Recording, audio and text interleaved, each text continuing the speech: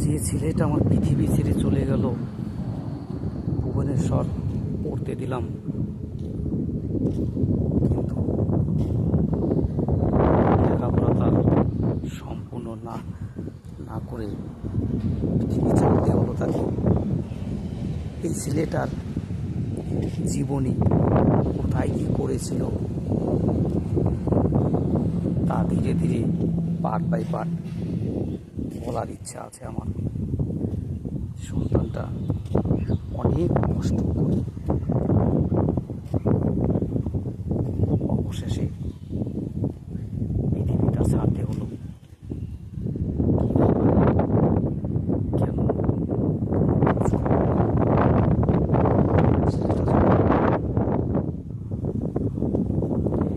High স্কুলে লেখাপড়া করে, হাই স্কুল এখানে রায়গঞ্জ সুরেন্দ্রনাথ কলেজে পাশ করে তারপরে বললো এই কলেজে তো আর এখন আর লেখাপড়া নেই, অন্য কোথাও দেখি পড়া যায় কিনা। এরপরে অন্য কোথাও পড়বে বলে নানা কলেজে নানা জায়গায় খোঁজ খবর, এরপরে ভালো কোথায় লেখাপড়া করা যায়। দেখা গেল প্রথমে ভর্তি হয়ে গেল কোথায়? শিলিগুড়ি ভর্তি হলো। শিলিগুড়ি বললো যে না বাবা, এই জায়গায় আমি যেটা চাচ্ছি অ্যাকচুয়ালি সেটা পাওয়া যাচ্ছে না, সেটা আমার মন মতো হচ্ছে না, এই কলেজে পড়া যাবে না। বললাম বাবা তাহলে কী করতে হবে? কোথায়? তখন ওখান দিয়ে কলকাতা ভর্তি হয়ে গেল। কলকাতা ভালো একটা কলেজ বলে সেই কলেজে ভর্তি হওয়ার পরে সেখানে মাস তিনেক পড়ার পরে না, এখানে আমার মন মতো হচ্ছে না, কী করা যাবে?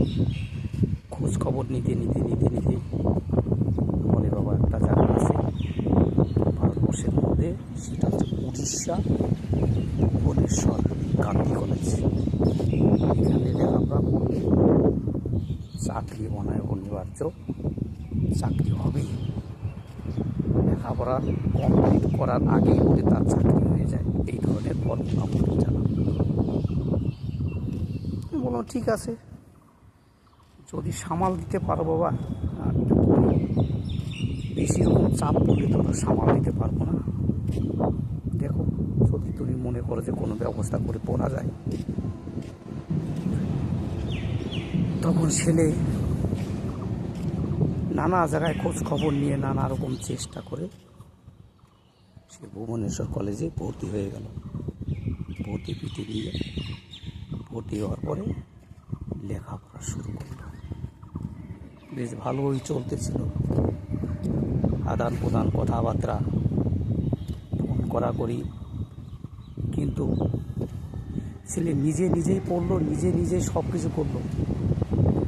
আমি একদিন গিয়ে যে তার কলেজে গিয়ে দেখা